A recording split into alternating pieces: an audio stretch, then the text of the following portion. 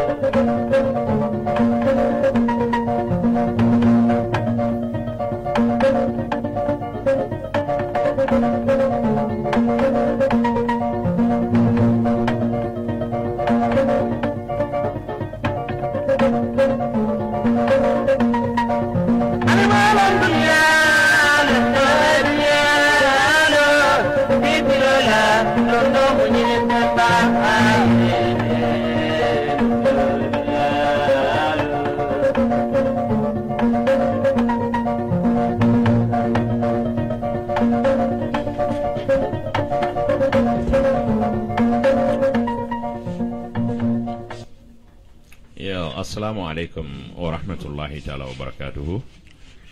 Badingolu ngali konton altol nal konton la kabale home digital FM menkata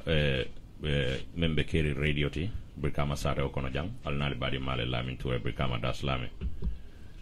Alhamdulillahi rabbil alamin ala tentu subhanahu wa ta'ala meyyam fotande bima ka tendu ka jayi asin sosi jangolla nin jara kendea fasin jerindi lu jamalu fananna. Woto bina rasia de programme wala kundo memo NPP la watoti men sorta nyin dimanche wo dimanche kabo tala woro kata tala woro wula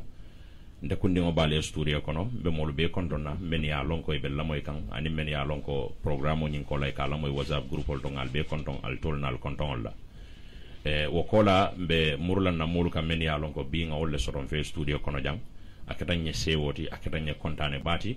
me ya lonko bi wala munna alifati West Coast region jang memu kiaman bati memu lamin chatati nga soto studio kono jang comme al dalta la nyamen al dalta nimme moy le radio to bi nabebe studio kono jang kotanke men kata honorable Fode Gasamati bar jannimbe dunna programme ol kono doron isi murmulu kam men ya lonko kala moy roke ni hakili kendetiol men ka fufu le wonen keso bondi nyoto menu kala moy nyim programme oto isi muruwol kanke konton ke tendu ke jayi la lamoru kunyi mala mbadi ngolo ngali konton ngali tendu ngali jayi ala baraka bak ojibillahi min shaitanir rajim bismillahir rahmanir rahim lamin touré baraka mbe gambiankol kontonna kabrin koyna fokatum mbe brikama sateo kontonna alfalu min be brikama sateo kono jang kabri alkali kunda fo sefo governor mbe molbe kontonna itolni konton la nimbotaje mbe molu fanan kontonna mani ya lonko ikasi ka wato tabni nyo wato sita pour kasi kanyum programme la moy be tentula mbe jayla ni wo botaje mbe duwa kala kotenke courant mi ya lonko min kita covid-19 ti dol ka fay coronavirus amantoro lata mol menikan mbe ala dalila ala ya sembo soto pour ka wulikan min fanam ma soto ala ya sembo soto pour ke tankandi mbe ala dalila walatina wato watin ka fuko pour ngani kalimol fo kamuru ala kan ka fu la ilaha illa anta subhanaka inni kuntu minaz zalimin pour ka ala dani ka fu mario yingam fambula deto men kono simbonni deto kono ala niyati dani ko kurundina akaw kele nim mengol ya fo asifuta sondo mo fananto frasi timma me mol tentula mbe jayla banko kan ala baraka tanki bere mojo ala baraka ntelamu Lamin Jata regional chairman West Coast region mbe kontondro kila follow mbota kabilo min kono memu birkama suma kundati nimbota suma kunda kono nse birkama imamu konton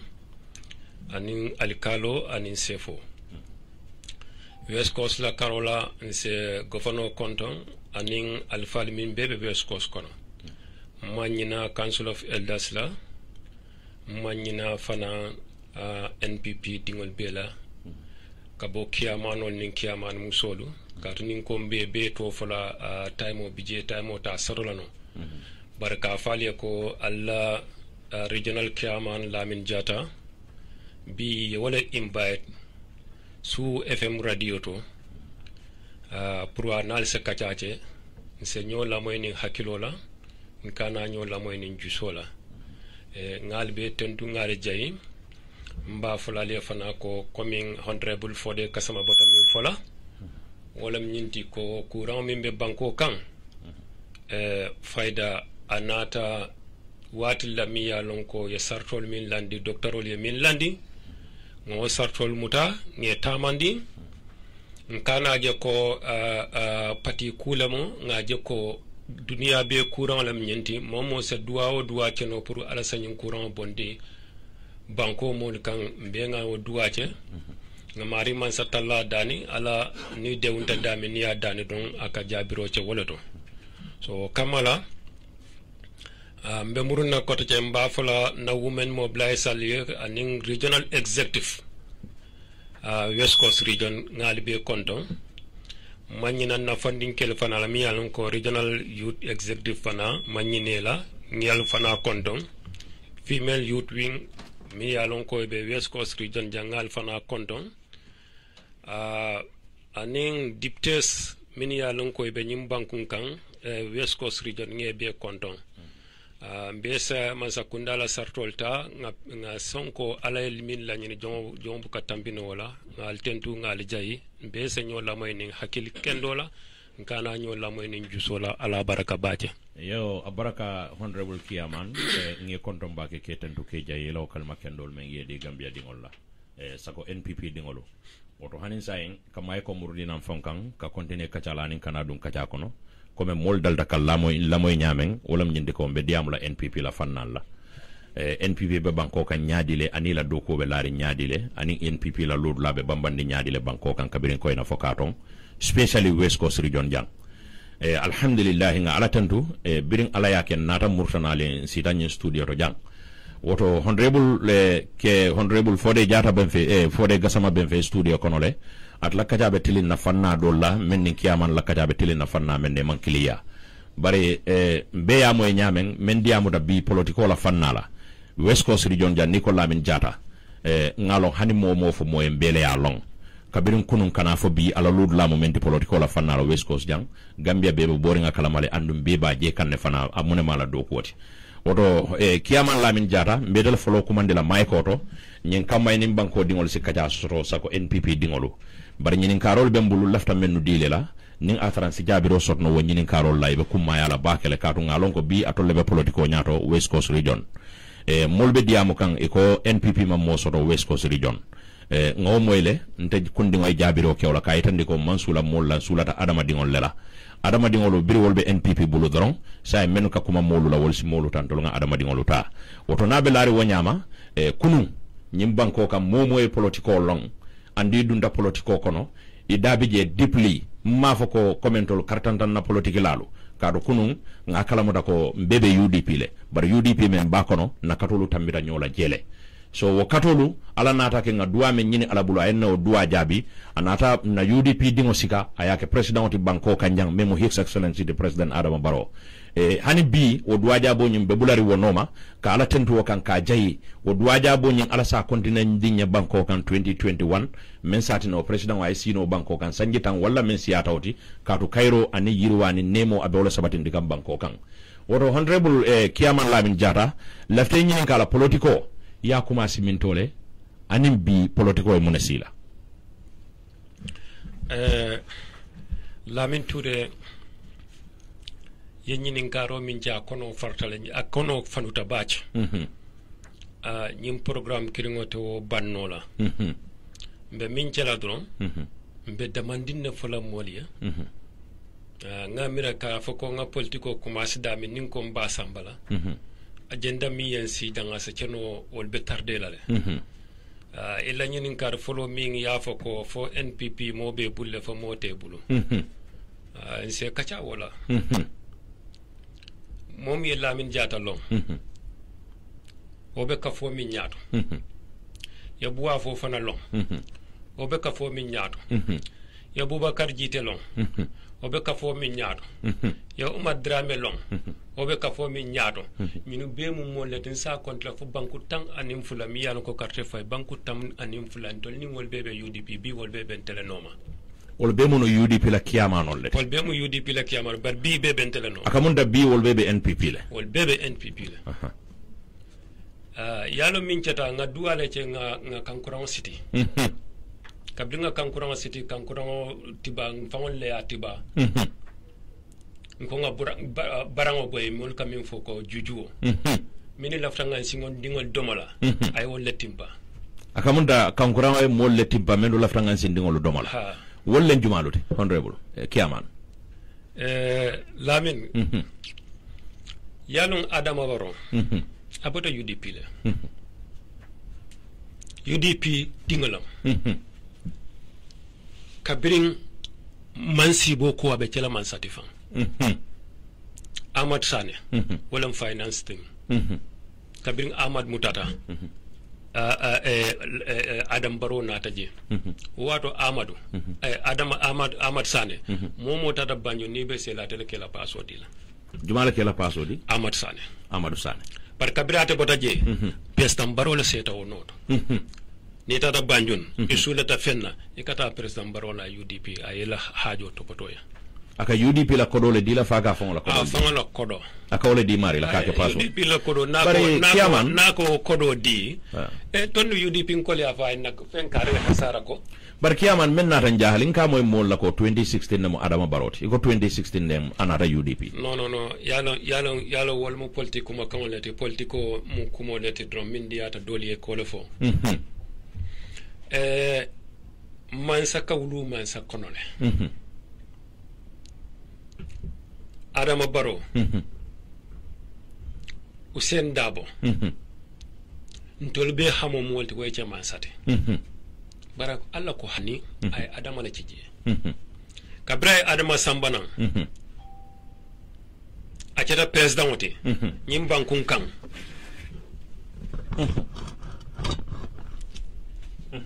a ceta president wote nyim bankun kan UDP la hajo jaratal woto UDP kam min ya soto la de hade ya soto la ni ko ya soto asimo dolu jakale baraka mun dam fe ko kam men fo mole wala nyindi ko biral kafra nyoma sanyi mwanne fulal be kelo men wala nyindi ko alay man sa soto ndi UDP kono ha woto biri UDP ala nata ke adama e man sa ya soto nata je dolu bota o jakalo warta ani yalon Lamin Touré da dungole be kering bar nya dungo te kering wala mo toñade mbenga lonne ko nga mansa ke mi soto gambian ko le mi soto bi ko le nyini de ha Adama Barrow enene ma moy ka foko ya foko ay na fenneti nya waray kuma kolane fanya waray kuma jawla fanya hani bar dol ka fula en jam faale kiamano be nyaade yalon kamin foy wala nyindi ko kabringa kankura tiba dole ko nga jafo firinga bala ndol dunga tiba kula anu mini bije ha ne min ko be ngan sindingo do mala be busala saka mun damen ko be ngan sindingo do mala ay wolle busa wolle findi wal ha wambe la nyaato tala ay wolle bondije ko le foy minimum pare ka foko alinga singa UDP government batu ay wolle bondije bar say ni nyi jube kiaman UDP government ndeku ndingo la mirot akamun dam fe ko i nyanta men fola mol ka mistake la ndala jerot al si hakatu de la moy laru ka don danga mera niko UDP man sakunda itamu UDP dingolti ye kiaman muwang nim fem fo wala tang anim feng men ya lonko be mu UDP dingolle ni honorable fode gasama be siri UDP dingolle nte kundi mo UDP dingolte hannin ayatara na katolu tambita nyola katu ngalon ko on tolbe UDP la sanyi mo nim fola de bar kato dolu ketaje mamma be oto andun to man foje bi ala yaken tolu dabula da politiko no bar nga katala lonne kunu men yakatoke baraka mun dam fe ko menu ka foko nga UDP man sakunda batu ndenga mira nyanta fulala nga loya dabo man sakunda batu ani yalon ni ajen ko ko nyaadungole be da dungole be keri mbar nyaadungote keri Lamin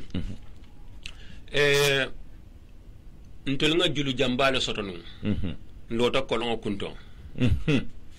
ko mba bi la mabino nata janna mantano ñine fenkala mutajena nat ha bar say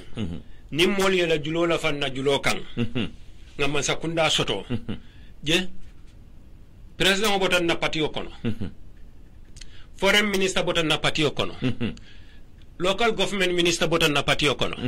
finance minister botan na parti okono député bungoto speaker botan na parti okono deputy speaker botan na parti okono mamune soto say akamundali ya bele soto akamundali ya bele soto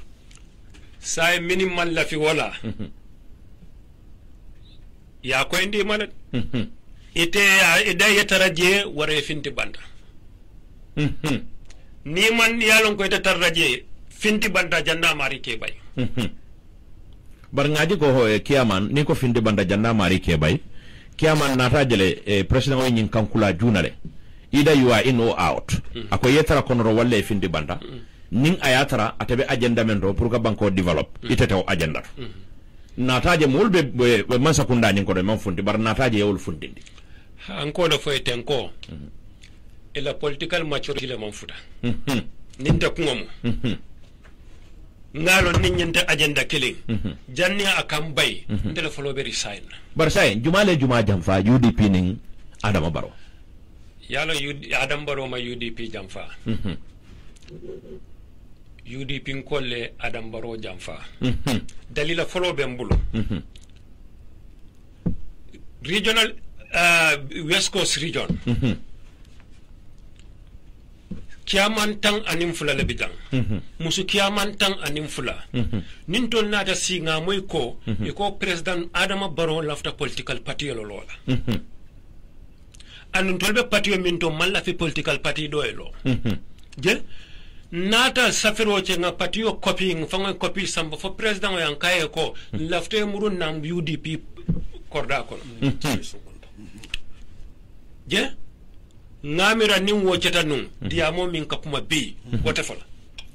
bar kiyama na kamun dan fe ko jannal ka safero fonke ka samba nun UDP walla janning alkata president no state house newspaper do fundita nan beren president baro sita banko kanjang kari sabadoron newspaper findita ngaje lawyer Usain Dabo safero ko newspaper do 2021 election abelola election olal akuwe nda kunningo jakala anday mo jama jakali katu yenyi men fo yen hakilo murundi ko ma do mandin kay tandiko ka fudingo len tolle nga jemba nga tiba nga siga nga tammindi gambian ko liya sute inata nyaato ye palaso nyin karafama ngamira ni fasala folo be tarlala wonyanta kelan tolleti ando kafu kilin kono anatan tolle tombo jama ba kanke palasol to biru woketa nin tolla nyaaton ka do kote meya lonko birin election obe kala alal lanyino ka mantara banda nata fundi banda nata jaay saferoke newspaper do ko 2021 election abello la presidential election nale ntol nyanta munekela wato nyanta munesim fatala lamin yalo UDP e sarto le soto Usain Dabo lo safero ka fo mbelo la 2021 election wala ntol nene ka tandi Usain la ko atante patriote fode kasama fele siri ndata jara soma banko be wulita ikoy Usain Dabo la tombo nko nteman song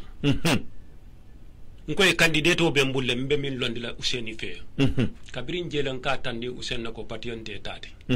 ndata base fana di same thing ntelenga mo londa fe wala mo tonya patiyonta tati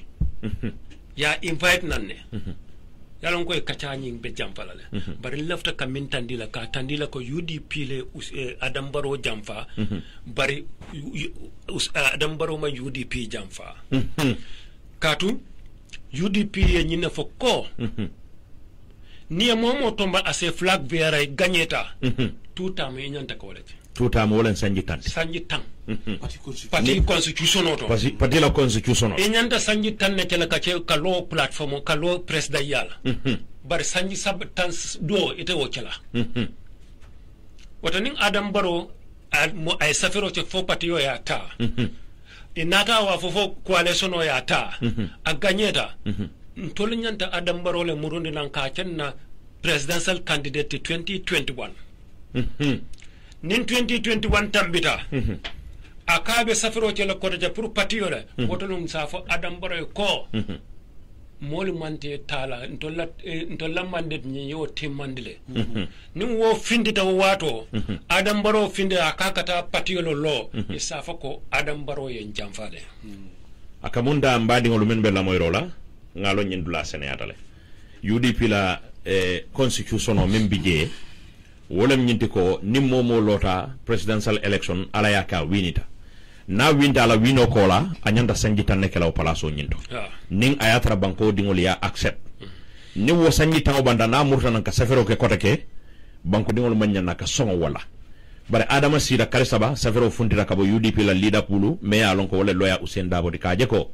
2021 election o abe lolale woto waya yitandiko UDP le adama jamfa adama ma UDP jamfa ñine mu fenti me ya lonko iko la sotota constitution oto ngalo men be diamo kan albe la moy kan ñullem veteranolti men ya lonko kunum politiko be ñulla bul west coast region bar kiyaman be murle kan bar janden ka muru kan honorable fode gasama la famini tan konto dile la ini banku dingol kaja ka to ngalonko fembe bul le la famin karafa la banku dingol la mbadi ngol men be la moy rola menu kala moy hakil kende tiolo menu be la moy kan ko men kiyaman ya fa nyamal kana la moy ni gisola li la moy ni hakilola atlaka kuol tendenno ke bo nyoto memu kesoti wosi dungal bulu memu fufu lawra si wollandi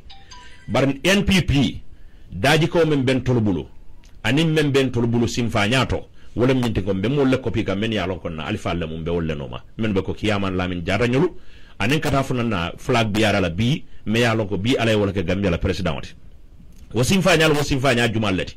kulo be wala konole famma jiyo bije horomo bije mbe banko dingo be buñala mba be horomala nte nyaati na mo lanka foy ko kare mem manke fenti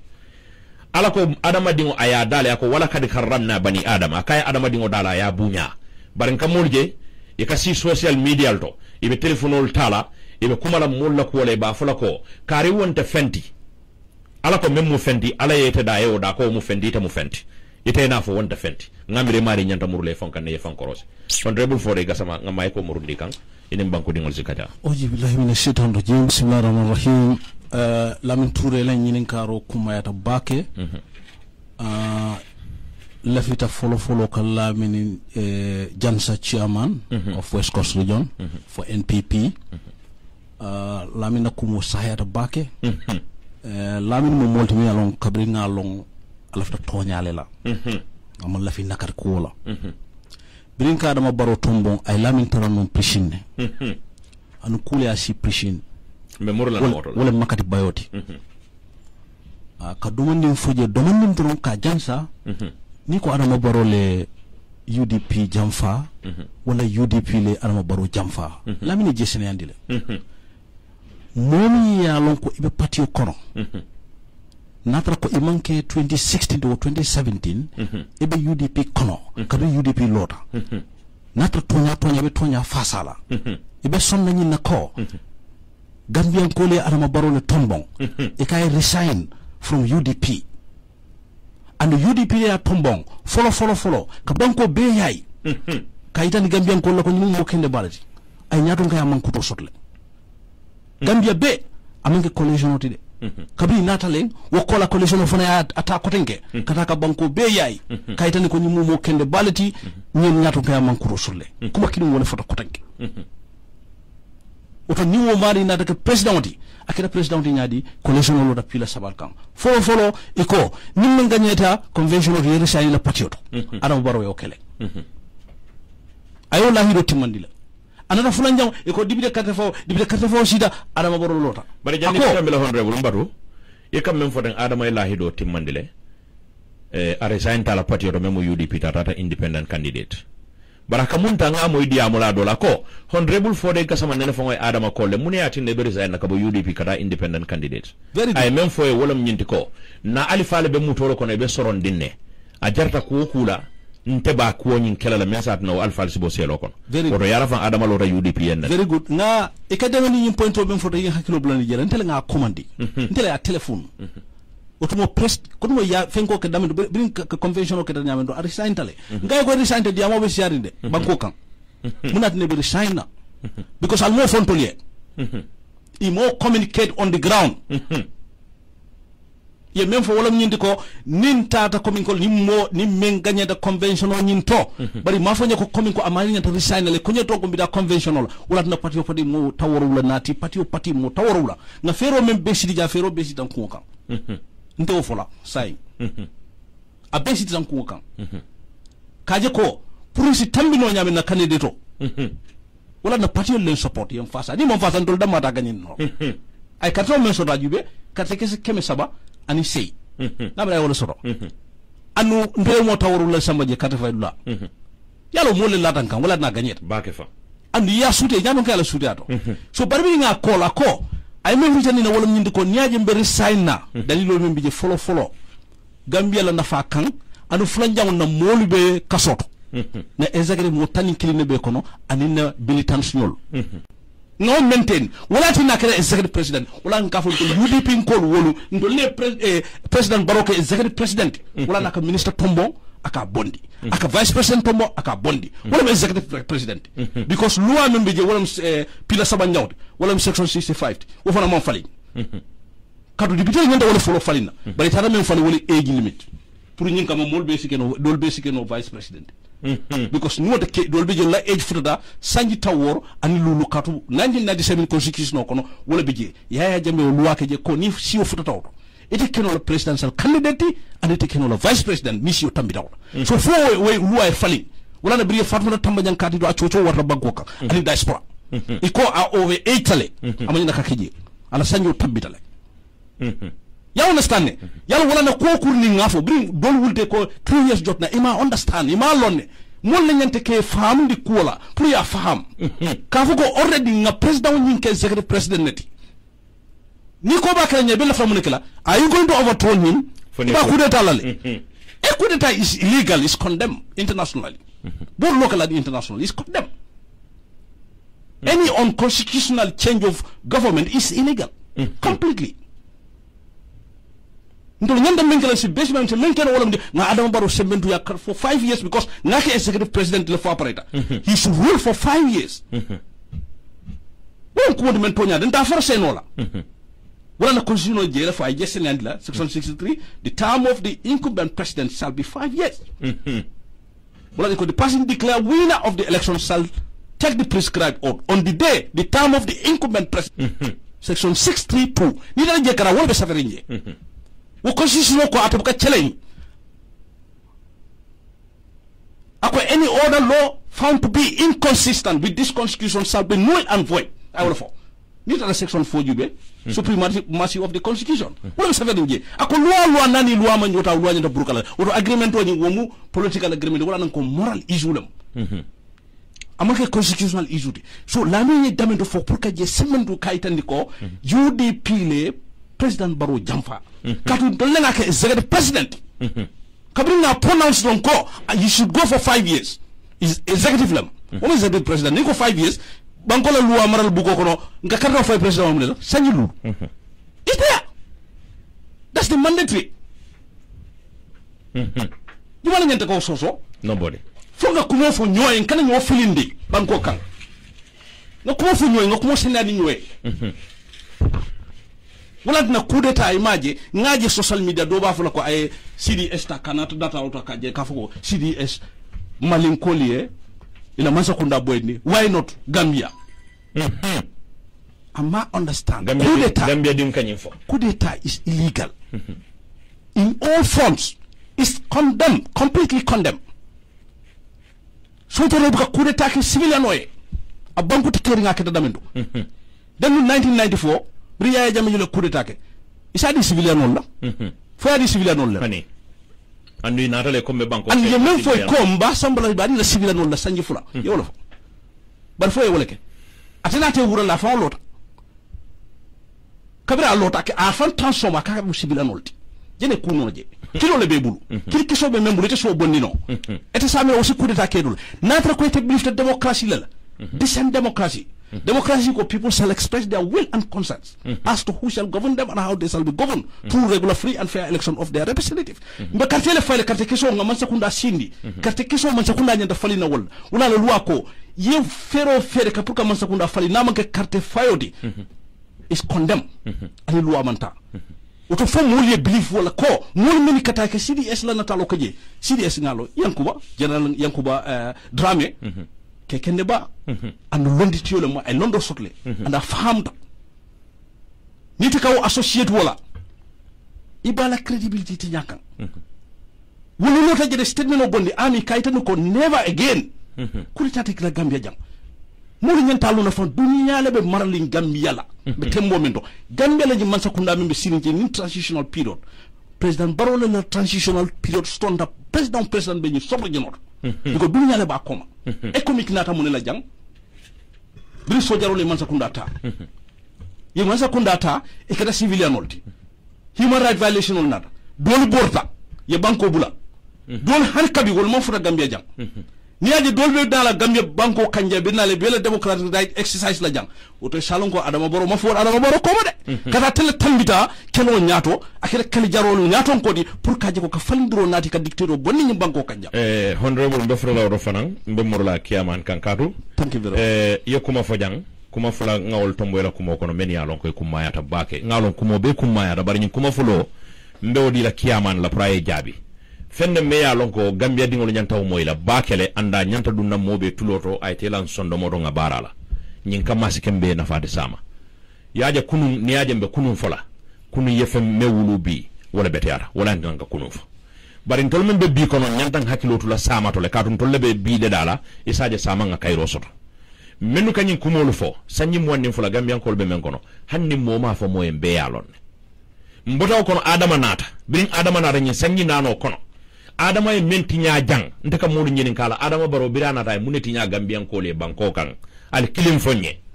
bare mbuka mo sodo membe jabila de ikafula Adama e tinyaro men tara jang do ku karin surata ay wolle ke kadabaki barka fa fendi nya jang moto fula Gambia jang ka foko Adama la nani bita may fenneti nya jang bara adama la nanin tema men deda anin bi tema men deda nsi fono molien sanji nani konto kono anene man sodo dunia la history kono president o mina sanji lulu banko dingol la sulo mu men beti aya beke sanji lulu kondo kono anene man sodo dunia kono sako banko fuare membe ko Gambia woton tanga America korondo aka tinyaro leke kudeta kamo nyori wo kam banko kanjang ka violence wulindi jang ay mo na fa munela kila ko fitno be sino lal kana kuni me ya kuni ala ye danka kila ye danka woto men jartete ay bula ala la danka molu kono ye bula kila la danka molu kono nyin kam mante man la fi adama la maralola ila fa juma la maralola ni fitno wulda juma la be kala maralati yalla ka sujoro la kudeta lef bide kudeta ka fo ya di civil la ima di civilian na fon le wure ko keda civilian olati bar biri na ta maralola sojari ya jiko fundita wule maralo ko le andi sanyi mo wonni fula bari ya fuko ila diamo kono ko kiyaman wato men coalition obe formula kiyaman benu selo kono nyin keda bala fa bati aketa suloti lumente nyaay kiyaman la dendi ko jani mentara mile 2 nata ko jube ya ko farasi la fula dendi ko be sinanta yelo la duma ni santo ngani ka mune dendi ko duma sina yelo la akonye ko wato ilafta usen le mutala mbe bantam bilolan kuntuta moto nyaado pour moto en defa jannaka futa useni ma biri ma wo soto no nga useni ma ngam bantam bilteni usen tama en taliba kidolan moto sinya fula yen ko fara wonan na dendi ko santo sinan dendi ko duma biri bulo futa useni ma yali pa ko moto ko baramata ngan na dendi ko duma la kunkan pour yelo kana useni balo sinan woto yara fan kiyaman lamin jata niya niyola useni yen aya niyola gambia yen pour ka de gambia falindiro soto useni ke president de nyim banko gal baran kana moy molle ka fako lamin jata nyul mun molleti media lon koy be la interest le noma adamu baroka kodo le dila nyul man foroya patio memu UDP ti andu menno ko fo wol ninte be nene man dum bata kono ko nyum dum bata sifa men kon say nin ayatra nyine mu mol la joti mol men yalon ko kunu wol badata le ye bara mol soto ala le me fa bar tombi wol ya hame men kam may nin men dum ranyola ke fa woliyo man toro beke bini wala julu joke da daton jawyati ni wala julu joke da nyinde ko nkoy man foroya wati jumala wolbe foroya la wati jumala Gambia be kendo sotola ndenga mira Gambia dingolo mulu nyanta nyulu mira la bakele bar kiyaman be murle kan ngaje ko honorable Fode Gassama kamem fo ko mol yende man na jali yala jang bar ngani lonko kabirin koy na fo katon NPP la executive follow kabira consequence level village level regional level executive follow menu bija bebe strondina bebe bambandine West Coast be bambandi nyame banko karadol fanam bebe bambandi wala nyama bar ñu la do ko ñi ñaatal de ñi alfalde oto alama alen nali jo ngam jon kiyaman isi fem fono nyale brita da mile 2 anin janni kala bondi mile 2 ni Usaini kamune kacha isi fem fono Gambia dingole men yalon ko 2016 na moy dunda politiko kon ya lamin ngela ko moy politiko bo le nyama lamin se fenkelim fodon parti leader sol be tout se ñil lonko ñim bankun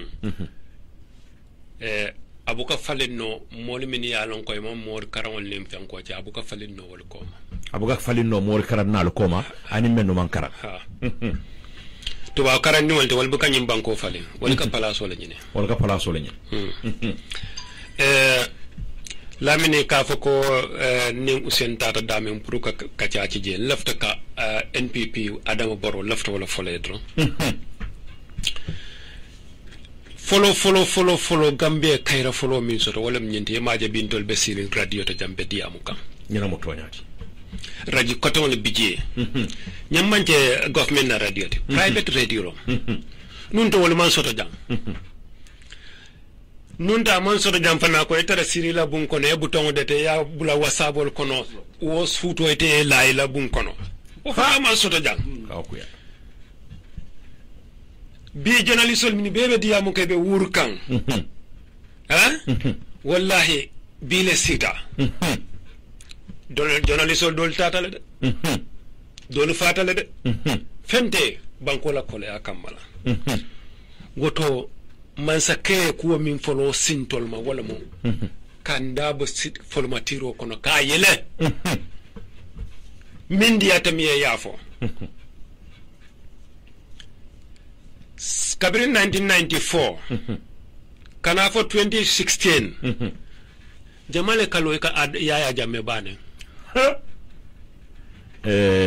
kiyama ni ka kuma la fo jamme o sembo warra folo ko jumala ka yaya jamme ko ma kuma fenso bala ika fenso bala momo le yaju be fodoti fevendoti jamme mo manke fensoti bari yalom ale fenkilin ne sambana duniya kono ni bota koleya kono e kata soneya kono koleya soneya le bano woto ale soneya mi sambana gambian kole kana jutala de be man salin kilin fola gambian kole nene nga fo salikerato iko ale mansa ya di totolla ay totolla mansa ya di iri kuntola ika salaka ika kuwa becha kan ika kuwa becha ko ala nyi mansa ke on dol fata nyina nyiwo ye fengo fenjala fenkere nyimbuka kuche akatul larin abe akatul larin akatu tenkondin dron abuka kuma fo e kan dol man la fi nyimman sa sifa lafte man sa do ay man sa di bon kina ni min ko nga a nyafu kap aya kunun ni ka ya le akoy nga tile Allahu akbar ala yam bondi wo kono le ala nata man sa ke din na mi ya lonko ni man kuche kutela hanne kiyaman janni be jam faloto molu ka kukela kubuka kela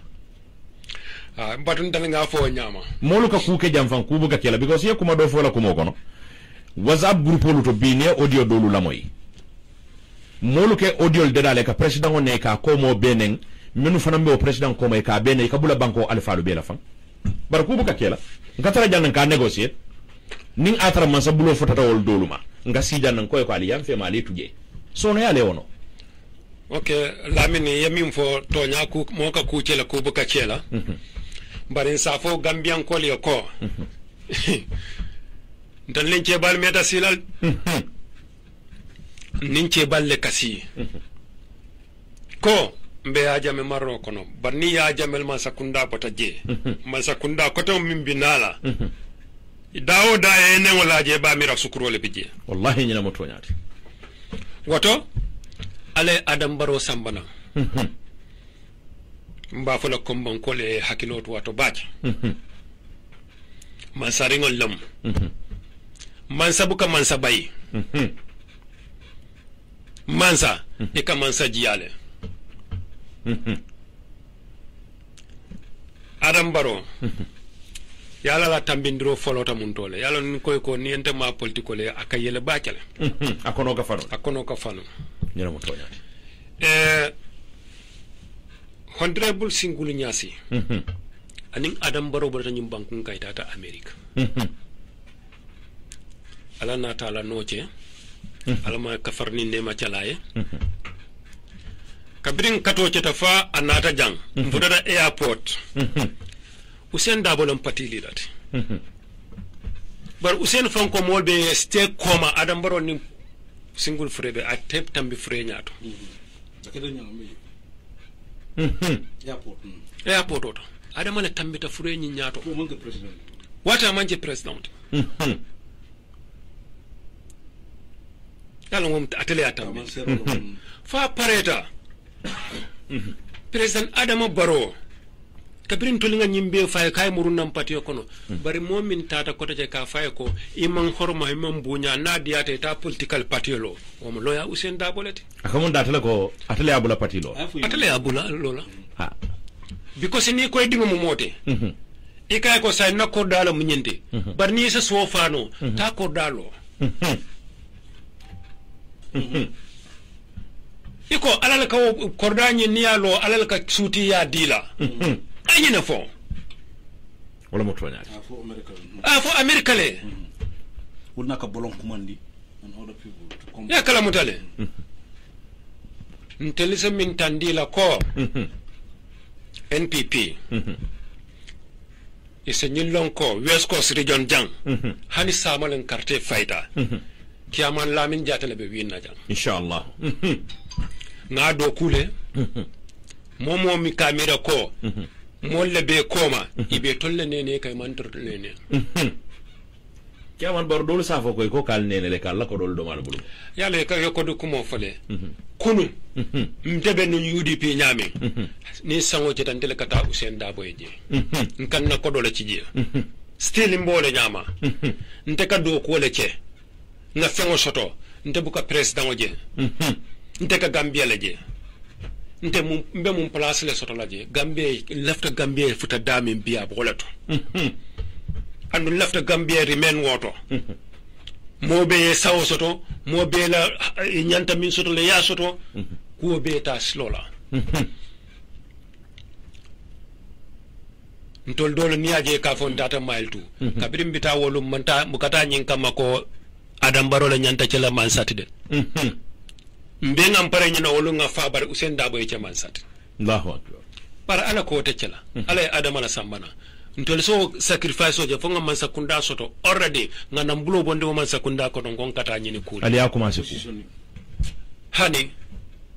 because follow min bije itol fo nga be le nyanta resign na follow kabiribe place ol tala iman sara UDP dinkile na ka fo ko bita place ol tala warambe moto tala warambe fen ko danda itol follow le man woje biri appoint imam mo commande imam mitin commande ka fo ko coalition government nam nyenti ngam sakunda ta ba waram fon kanata ibe atale ela kuru free ela moto free ela everything be free ni tate wal ila dimbala do ku kole koy bato ninga UDP government so to le kafo wala na koy ko yetara konoto wara yetara banda ngoy kankuran hani mini bije la de momo koy be ngan sindingo domala e koy man la fi ngan sindingo na gambiat e ko gambia la nyato tay te man la fi wala e be bondi laji and more compromise yana mutonya nse nyintan dalla ko ntolbe lorin janne 2021 before 2021 fa oferak e be min be mini kayina kachabe siala baja ngamira wato do bije fana ben invite lanan be murun lana inshallah ya murundi na fenle be kering nyo tumor be kering sai ka sene andi bawe ko jannamu membe kering jannem membe kering jannem su radio te anu su ko be su kono janne sai ba senandi la su fangla kono jam nimbota je mbita Brikama area council nana koten Brikama area council mbita wolato mimbe ka kutu je ani mune be kering je wonu nembo fana satala mbembe ka je council li yamarlo ko yeta do kola patio mini be West Coast jaye carte faye ibe manje UDP kote and UDP ticket wala itata wala je bare be council min kono womu West Coast la council lade womu wodo la council e tolbo le wodo e do kola yeta wodo e do kola ya parti ko bondi area council yana mutonya ye nominated council min fana tombong ye la role play ni murunta nan jang momo mimbe problème o mimbe hani marché kono mimmuila nominated council timba bele fola jang problème o mimbe musol ka wala nyanta musol jela ka diamu musol ya munemu ila problème o ti ay fengota area council ay na di wo musol ani senelalu bare be diamu mina wo me si Brikama area council ward council lu mbali ya marra alta la do kola wodo la sindije patio al tato wotiketo bari banko molle al sindije al murungal yeta do kola banko molle woto mbe min fola West Coast kolé ni min nen e kanejo ye min banen e kanejo ye min fanen e kanejo politiko amu kum falati ani miro ibe min cela yalong ibe mol hadama di yalla nyami yolong ibe mol soto la nyami yolong barkata sila bun ko ne koy ka diamu ne don koy te mol le bebul nimmo bondi wato sita kumo se koy obo tonyal de nimmo bondi wato sita kumo se koy mbadi ngol bele ya moy nyola wala honorable ti na kiaman ba West Coast region Lamin Jata ngalon kumo seneyata menu be la moy rola andu be murla nan ko rege nin kiaman ni radio to jang wato men to jaman siaba ki ngamina miniti woro wala fo sey contrôler to raje mbemur la kana honorable Fode Gassama kan kato askeno de telephone line o yelela dalilo men bije wala nyinti ko programme o nyimu NPP la watoleti watolo mina sot lambe telephone line o yelela bari mbe sene andirol la kulu la men ya lonko wala ka fo NPP ma follow fu janni mbe lodu la kelo ko la wato men abe bete ala baka ninga lodu la ko ko la mbe telephone line o yella mbe mo la opinion o la moy la bari fonga sene andirol ke message ol men bita kam molu kan nyanda tale kana sene ya anda nyanda complete la le nyin kam nim men ba sata la isa lo ba fola nyame isa sata no kuke fanan ibaje la ko momo be menton salo nyi mun nyinati nyi fana mun nyinati comme kiyaman ba fo kan nyame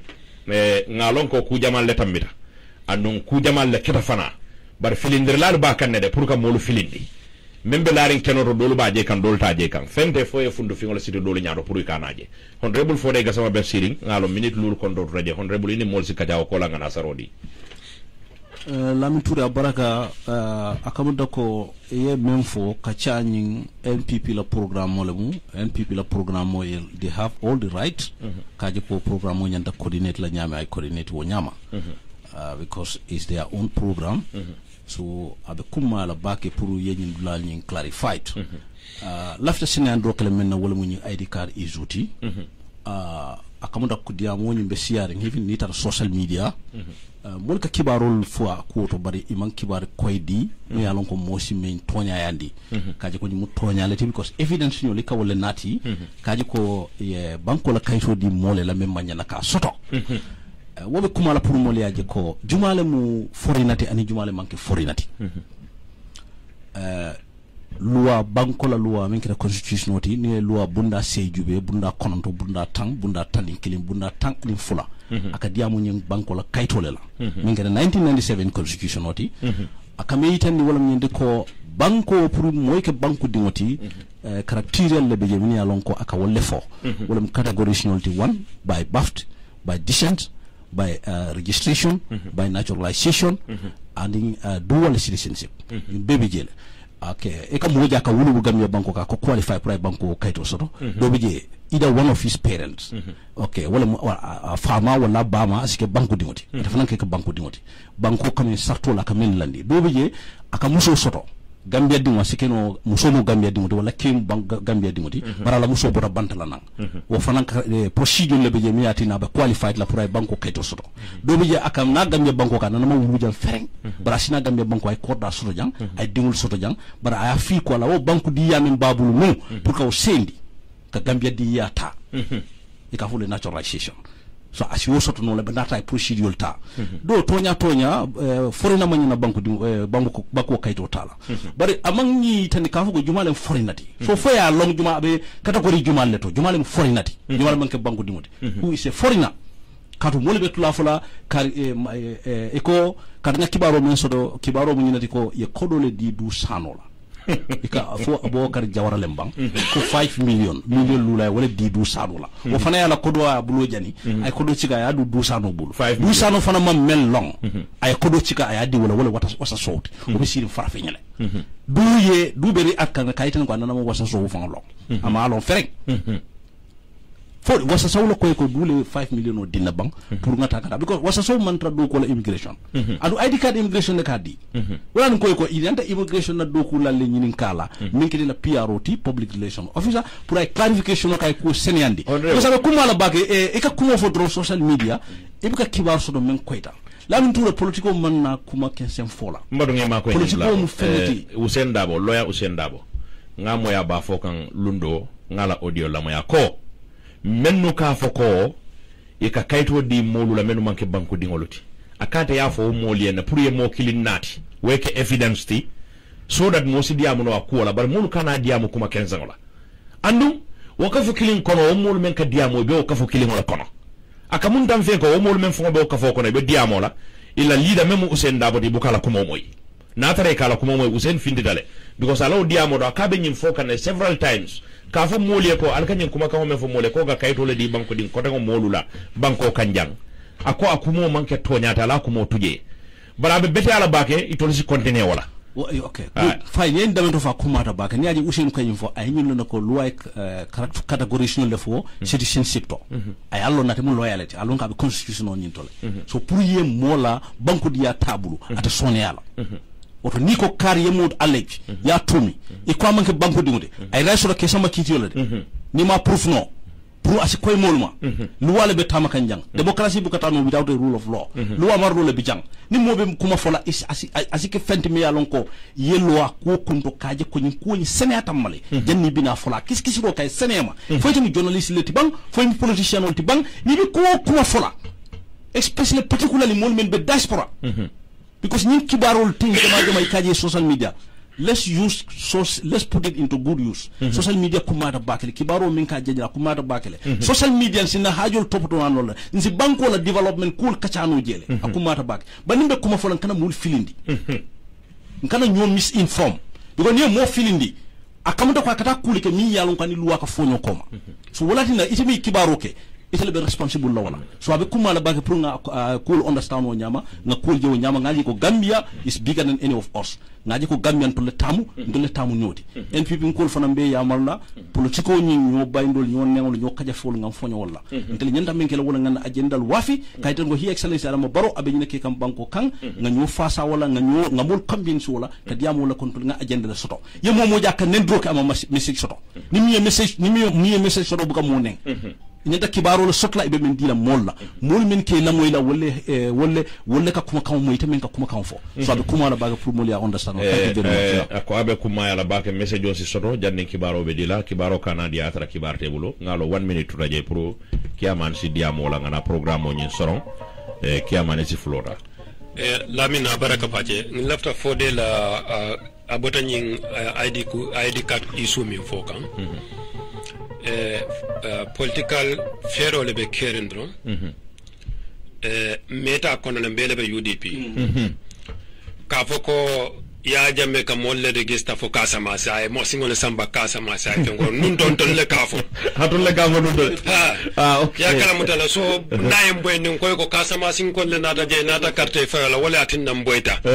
so NPP be winale e wala long wala atin be nying fengol che kan pour ka je ko nim ni o tanda fa pareta sa fo ko e na fale no ay molle register koto nyine bi je wassalama ala badi wala bedana le jande wala mu kiyamande lamin jara West Coast region honorable Fode Gassama ko men meyen naati jandoron ka kulu senendi len kay tan di molla ko tol manke mo jawti andu de kala mo jawti fana memben ne usente ma wala manse ya nyinoti andu ngallantero la len ko mbaaje la ko kana manse ya sodo nyim banko kan his excellency president Adama Barrow continue fo sanji tan anil lulu inshallah nadiata ale mbadi ngolon ali kon don ali tendo ngali jay wato banda fereng al nali badi malen la non tour be kamada islame